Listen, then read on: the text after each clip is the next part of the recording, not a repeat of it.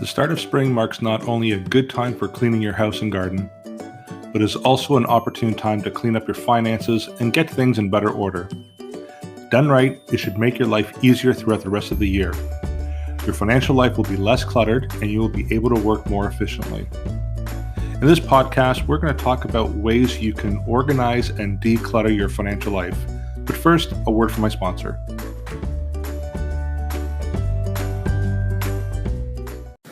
Welcome to the Tortoise and the Hare Financial Podcast. My name is Jim Leo. I'm partner of TVH Group, president of TVH Financial, and private wealth advisor at Raintree Financial Solutions.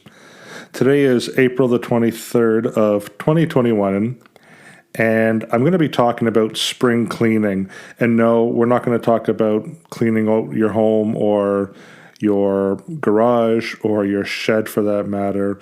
We're going to talk about spring cleaning and decluttering your financial life.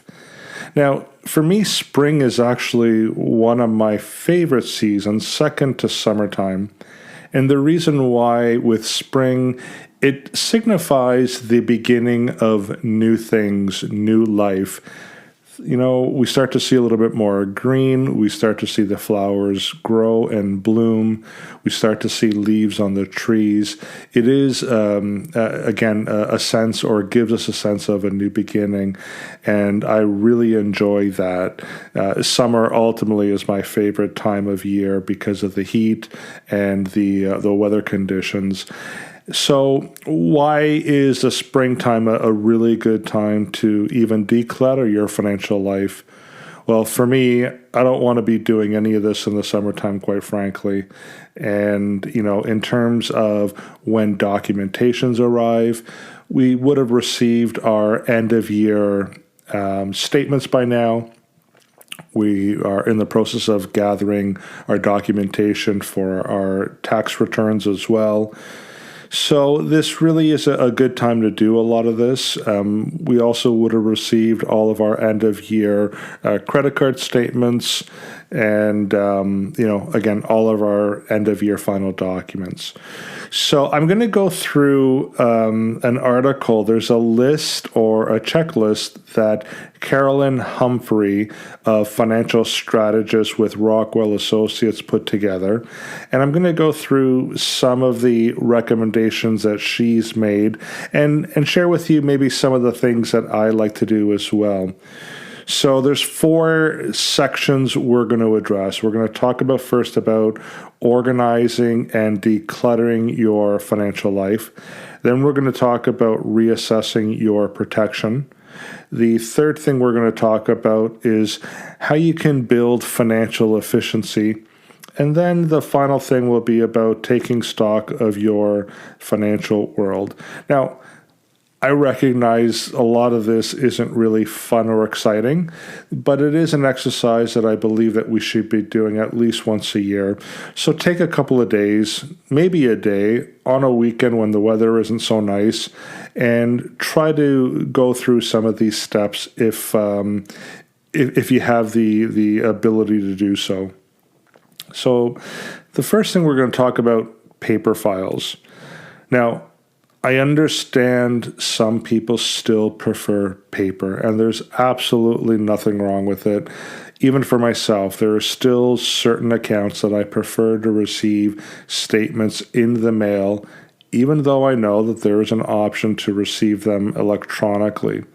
So when it comes with paper files, one of the things to keep in mind is you don't need to keep everything that you receive in the mail from the financial institutions. I don't know how many times I've sat down with a client and they pull out a stack of paper and they'd ask me to go through it all with them and let them know what they need to keep and what they can shred. And quite honestly, 95% of the stack of documents that they have, they don't really need. There's about 5% that they should receive. Now, if you're someone that likes to keep record or track of everything, one of the things you can do is to scan all your documents and store them electronically somewhere. So that's something to consider. But if you're tired of receiving all the paper files, you do have options to scan to receive an electronic document version of it. A lot of the banks are doing e-statements now. A lot of the financial institutions are doing the same thing. So if it is an option, try to use electronic statements as opposed to the paper files. Now, one of the things you can do, again, when I talk about storing those documentations, you can use things like Google Docs or OneDrive. So there are a lot of programs, even iCloud is available. With some of our clients, we do have the option of using our own program that we've recently launched called TVH Financial Side Drawer. So if you'd like to use a program that's bank level protected, let me know, and I can set you up on the TVH Financial Side Drawer. There's a mobile app for you to be able to scan and upload and access your documents. And obviously through the web, you can also upload your documentation. So reach out to me if that's something you would like for us to set up. Now, another thing that we need to maybe try to declutter is our email accounts and our emails. I don't know about you, but when I see my inbox full, sometimes it does become a little bit overwhelming for me. I personally use my inbox almost as a task management program. So whenever I see an email in the inbox, I know that I still have an activity or a task to complete. And then once I'm done with it, it's deleted and gone in the trash box, and it gets archived for if I ever need to have access to it ever again. So one of the things, let me stop there, blah, blah, blah, blah, blah. One of the things that you might want to consider is even creating folders. So if you're receiving folders for different, or if you're receiving emails for different things, you can organize them in folders for you to access later if you need to. The problem that I have found with keeping emails in your inbox, even after you've read them and you're done with them, is quite honestly, sometimes you can miss a very important email. So consider that. Consider either deleting and archiving, getting it out of your inbox, or just creating folders and then moving some of those read emails into a folder. Now, going back to the monthly bills, once again, you can consider going to paperless, which will help reduce a lot of your clutter. So consider that as an option. Again, it's not something that you have to do, but it can clean up some of your clutter and paper. And the last thing when it comes to decluttering is to turn trash into treasure. So if you are someone that likes to go through spring cleaning, you might find something that you really haven't used. It's just sitting there collecting dust. You might want to consider either having a garage sale. Now, I'm personally not a fan of hosting garage sales. I don't have a problem going to them, but I tried in the past holding a garage sale over a 2-day period, and I didn't enjoy it personally. So what we do now is we tend to donate a lot of our treasures that we have found that we don't use any longer. And it helps us to declutter. It's amazing over the years, a lot of the things that we tend to accumulate. So we like to donate to a local organization that's affiliated with the local church. Some people will go and donate to Value Village as an option. Or again, if you're looking to raise some money, then host a garage sale. I hear they're very successful for a lot of people. So the next thing I'm going to talk about is reassessing your protection. Now, right away, when we talk about protection, people think, oh, you mean insurance? Well, that's one of the things that we're going to talk about. But the first thing that you need to do in terms of readdressing your protection is your ID protection. We tend to use the same passwords over and over again. So try to update your passwords at least once per year, and this would be a good time to do it. And for banking and investment accounts, try to do it at least 2 times a year. Don't use the same ID or password for different accounts, and make the password at least 10 characters with capital letters and symbols to help thwart ID theft. Now, the problem with this is trying to keep up with the changes of passwords for all the various bank accounts and institutions. So again, if you use something like the TVH Financial Side Drawer, you can create a password deposit section where you have a list of all your passwords listed. And every time you make a change, you can just update it. So that's something to consider. Credit rating is another thing as well. What I use is Credit Karma. It's a free service, and approximately every 2 weeks I can get a free updated report. Now, why this is important in reviewing your credit bureau is for a couple of reasons. First, you can receive a notification when there is a request to review your credit history. And a lot of times when I've seen that notification, it's just confirming that, yes, it's for a car loan that I've applied for or for a mortgage.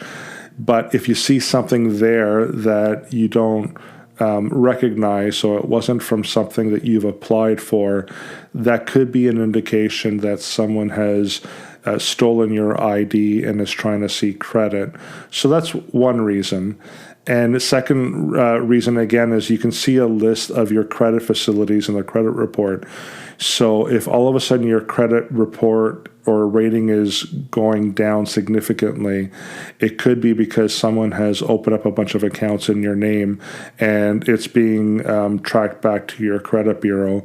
So it's a good indication or a good way for you to know if your ID has been stolen.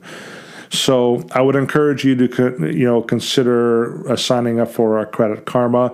Even the banks now are starting to offer a free service where you can access your credit history at least once a month. So if your financial institution offers that service, I'd encourage you to sign up for that as well. I would look at reviewing and updating your home and auto insurance. Sometimes we'll make changes to our homes and not recognize that if we don't notify the insurance company, you might not be covered for it. As an example, you might have a deck in the back of your home, and when you first insured your home, the deck was X amount of square footage.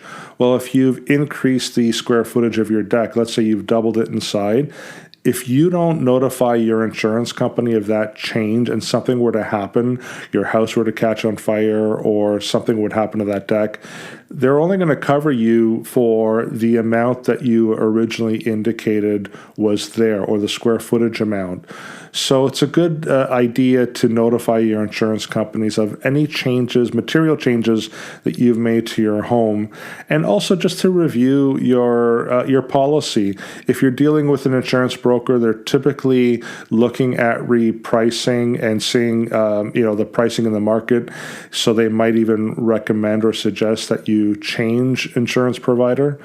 If you're someone that's dealing with a direct provider, then you might want to look at shopping it around. So that's something that you might want to consider doing in the springtime. Now, let's look at disability insurance. There are many clients of mine who are employed and have a group benefits plan, and they just don't understand what their disability policy will cover, or even if they have disability insurance. I don't know how many times I'll ask the question and they assume they have coverage, and a lot of times they don't, or they assume they're covered for an X amount of dollars, but they're not. So you should pull your disability policy and do a review. If it's a group benefits plan, you can either speak with someone at your HR department, or I'd be more than happy to review that as well for you.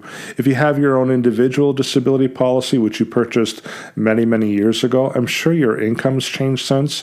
So again, it's something that you might want to reevaluate and review. If you don't have an insurance advisor that can help you with that, let me know.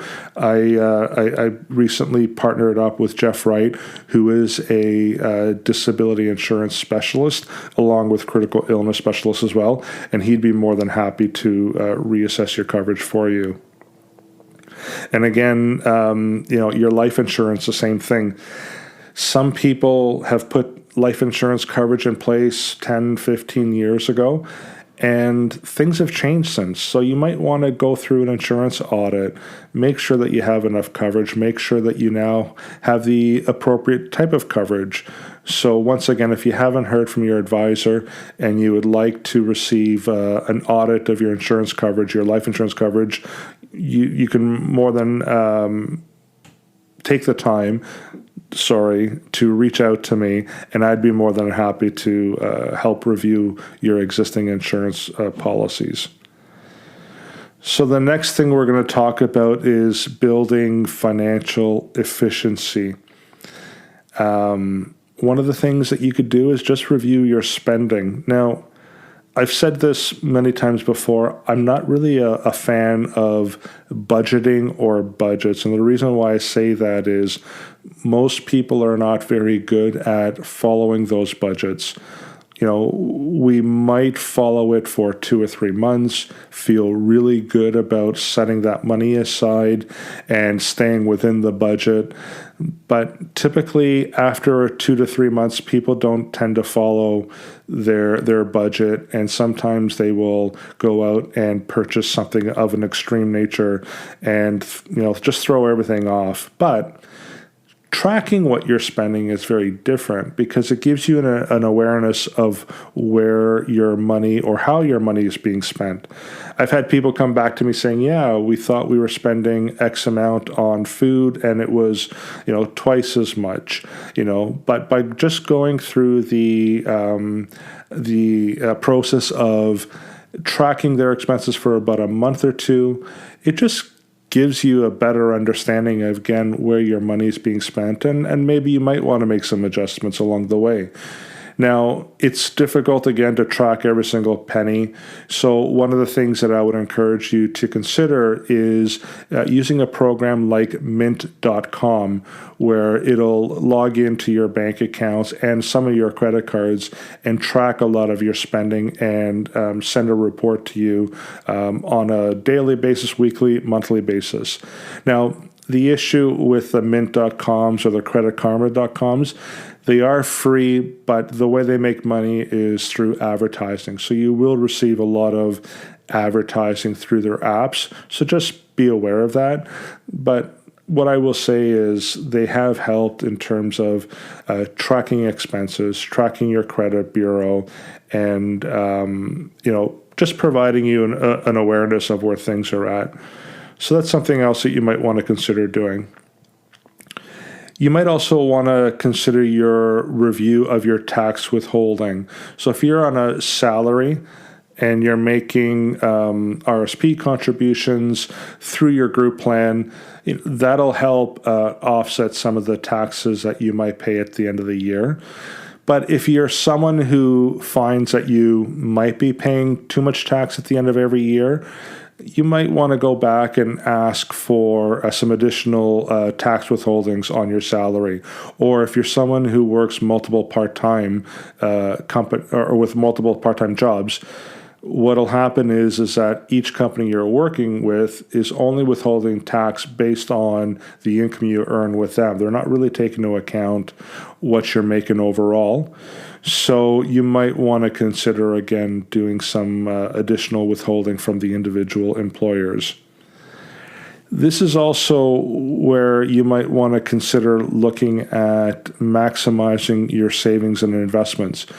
So if you've decluttered and now you've become aware of your spending and your spending habits and patterns, if you find that there's a little bit of money left over at the end of each month, this is where you might want to consider increasing the savings in your savings plans. So that could be your RRSP, your TFSA, and you're generally better off saving on a monthly basis as opposed to a lump sum. And the reason for that is because of dollar cost averaging. So I would encourage you to consider saving on a monthly basis if, again, your income allows you to do that. And the other thing that you'd want to do is review all of your investment portfolios. There might be some changes. Maybe there were some market changes that caused you to be really concerned, and maybe you're overly weighted in a higher risk portfolio, and you might want to make some adjustments there. Or maybe you're just being a little bit too conservative and find that you might be more comfortable with a little bit more risk. So just to go through an assessment of your portfolios, make sure that they're performing the way as expected. And again, maybe you might have to tweak or adjust your risk profile and your portfolios based on your new risk profile. And the last thing is just take stock of your financial world. Just be aware, again, of how your money's being spent, where it's being spent, how you're invested, how your investment portfolios are performing. Many times I've sit down with clients who have their money managed elsewhere, and when we do an analysis, they're surprised at the poor performance of their portfolios, or how they're overly or heavily weighted in certain asset categories or even certain companies. They feel that they're well diversified by holding 10, 15 different mutual funds. And when we do an analysis, we can see that they can have 10 or 15 different mutual funds, but the majority of them are invested in the same stocks and or the same bonds. So there really isn't any form of diversification. So take stock of your financial world. If you've never completed a retirement plan, if you've never really put everything down in a program like a game board that we refer to with our LEAP planning, let me know. Reach out to me. I'd be more than happy to spend an hour with you just to discuss some of our processes, the programs that we use, and how we help our clients. Or you can also look at downloading the TVH Financial app that is now available through the Android Google Play Store or the Apple iOS Play Store. And there's some resources there for you to look at as well.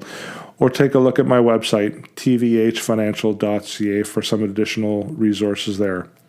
If you have any questions, if you'd like some assistance, please reach out to me at financial@tvhgroup.ca, or you can call us at 647-727-4668.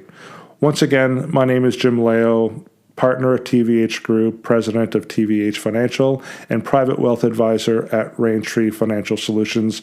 I hope you have a wonderful and lovely day. Take care.